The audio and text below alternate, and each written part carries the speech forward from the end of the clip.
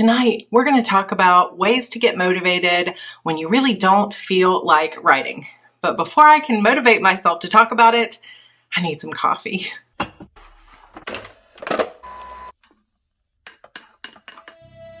Let's chat.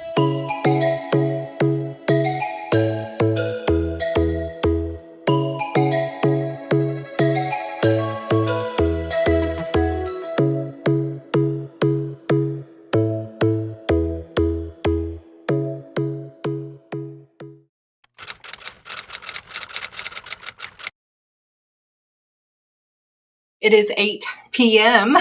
and I'm recording this right before I edit it and get it out, but I am also drinking coffee late at night because I will be up late for the next few nights to try to make up for the days that I missed. So yesterday we talked about writing through chronic illness. Thank you all so much for sharing your stories. And I know that really what I'm dealing with is small compared to what a lot of you face because it only affects me a few days out of the month, but still, we soldier on. We are warriors. We are writers and creatives. And because we want this and we love it and we are so passionate about it, we will keep going. However, there are times when it just gets really hard to self-motivate. So I'm going to give you a few of my top tricks on how to get motivated when you just don't feel like writing. Chances are you've all heard of Newton's first law of motion, or also known as the law of inertia, that an object at rest tends to stay at rest and an object in motion tends to stay in motion. Well, in order for an object at rest to get into motion, it has to have some kind of force applied to it.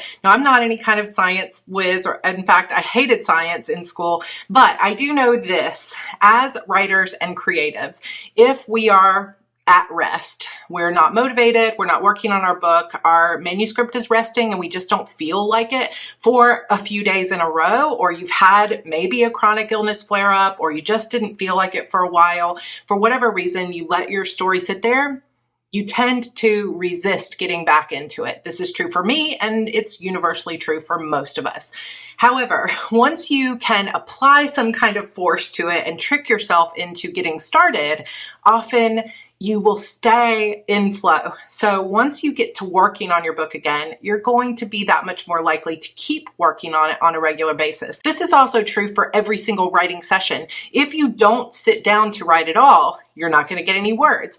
But if you can trick yourself and say, okay, 10 minutes, I have had a crap day, I don't feel well, but I'm just going to sit down and write for 10 minutes. Chances are, once you get those 10 minutes down and you've written, say, 50 words, 100 words, you're much more likely to be like, well, this scene is kind of going well. I could do another 10 minutes. I could do another 30 minutes. And before you know it, you've got 200, 500, maybe even 1,000 words for this session. But the hard part is not the words. The hard part most of the time is just sitting down to write. So what are some of my top tricks for motivating myself when I just don't feel like writing? One of them is to really create a space for yourself that you want to be creative in. I do most of my videos in here. As you can see throughout the month, it tends to get very messy in here. I haven't even had time to worry about cleaning that up. But I also have a gaming space upstairs. And this is something that I set up earlier in the year. It was a Valentine's Day gift from my husband to get all this pink like keyboard and all this stuff for my computer. I actually just got this brand new chroma mat that has these light up colors. So my whole gaming station up there is just a really fun place to go. And I like the way the keyboard feels, and I like the way it feels to be up there with my husband and my son. And I like to game on that computer and hang out on Discord with my fans. So when I am not feeling motivated, one of the best things to do is to just go up to that space that feels good. So rule number one for yourself, if you're not feeling motivated, no matter if it's just a new sticker on your laptop or a better space or cleaning up your side table or something like that, whether you have an office in your house or you just have like a dedicated corner or you're writing on your couch, try to clean up that space, make it feel good, get your favorite coffee, get your, favorite slippers, pull out your favorite music and things like that, but create a space where you want to be hanging out for a while. The cozier or more fun you can make your space, the more chances you are to get motivated to be in it. Trick number 2 is to, like I just told you in the earlier part of this video, to set a timer and make it really short and achievable. So if you just do not feel like writing and you think your story sucks and you're just like, blah, I don't want to do this, make a bargain with yourself. All I have to do is 10 minutes. That's all I got to do. And then I can close the work in progress and never touch it again for the rest of the night. But I'm just going to do 10 minutes and set something really small and get to work. And see at the end of those 10 minutes, after focusing for just that short period of time, if you kind of feel like doing a little bit more because you're here and you're writing. So maybe another 10 minutes, and see if you can trick yourself into just 10-minute increments, and then maybe a 15 or a 20. And before you know it, you've written your 1667 words for the day. And oh my gosh, now you can party and you'll feel so proud of yourself. Another trick for getting motivated is to tag a friend and say, let's write. So when we're doing this all by ourselves and we have the luxury of just laying in bed and watching a movie or doing something else besides writing, it's just us. Nobody else is holding us accountable. If you find yourself here getting towards the end of Nano and you just can't get the motivation to work on your story, then reach out to somebody here in the comments, over in my Heart Breathings Word Sprint group, over in a Discord channel for writers, wherever it is, over on the Nano forums for your local group, wherever you can find a writer or a friend, or even if it's just your partner there in the house, and say, hey, I'm going to write. Will you do this thing? So my husband is not a writer, but he's a gamer. And so he would pick out a game like a tower defense game. It's a 25-minute round, and he would say, go. And when he would be playing his tower defense game, I would be writing. And when his tower defense game was over and they either won or lost, he would say, time's up. And he would ask me, how many words did you get?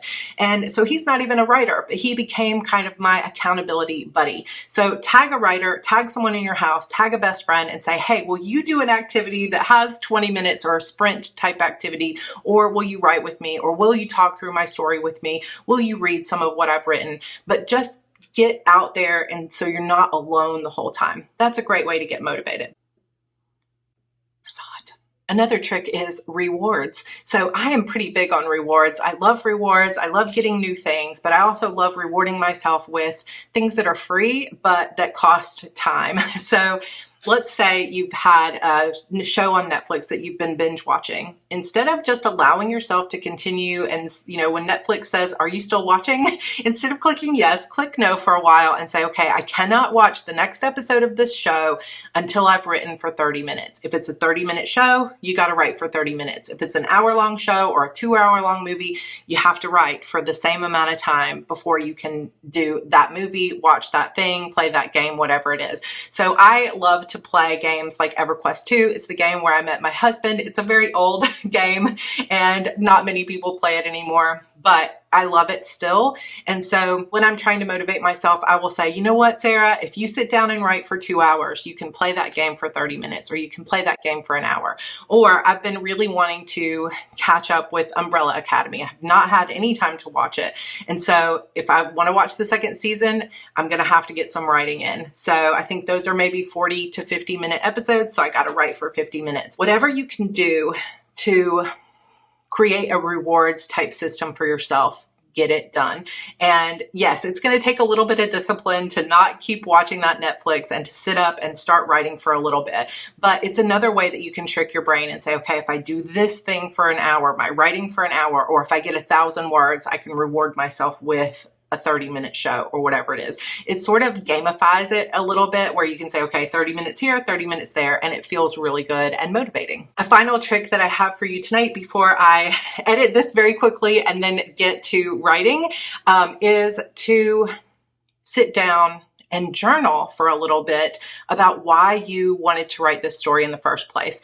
One of the tricks that I've heard one of the authors, I can't remember which one it is, it might be Howard talks about this, but I can't remember. If you ever listen to Brandon Sanderson's podcast, Writing Excuses, one of the authors in there, not Brandon, but one of the other authors, talks about how when he's first coming up with a story idea, he will tell the story to himself as if he were like a 10-year-old boy who's just seen the coolest movie in the world. And so that's what he does to get himself excited for the story. So if it was, 10-year-old me telling myself about this zombie apocalypse story that I'm writing for Nano, maybe I would come back and pretend that it's like a young version of me who's just seen the coolest movie of all time.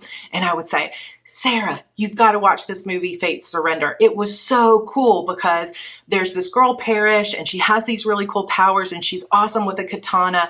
And there's this dark one who's a sorcerer who's been trapped in the world, like underneath the earth for centuries, and nobody knew she was here. And she created this virus that turns everybody into zombies. And it would be like a young, excited version of myself telling me about the story. And that's how he gets himself pumped up, and that's how he learns what his story is really about and what's so cool about his story. And I thought that was such a neat way to brainstorm your own story. I hope I'm explaining it well, but good enough.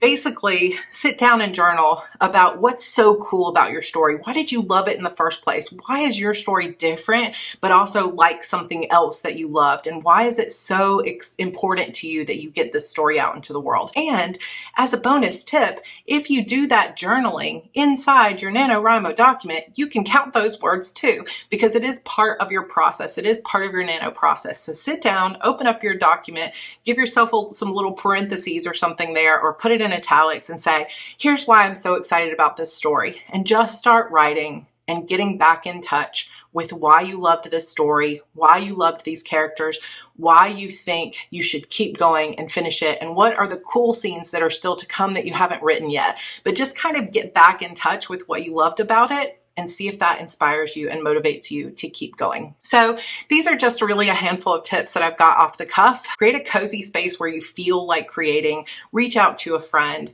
get excited about your story, give yourself some rewards, and see if that helps you to get motivated to write.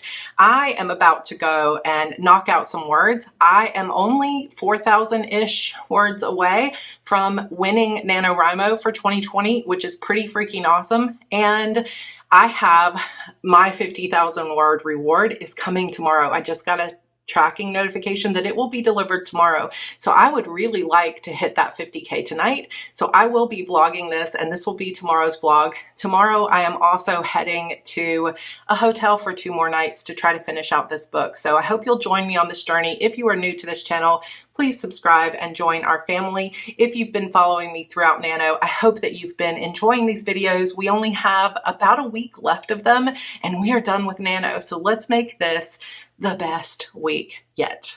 I will see you guys tomorrow. Good night.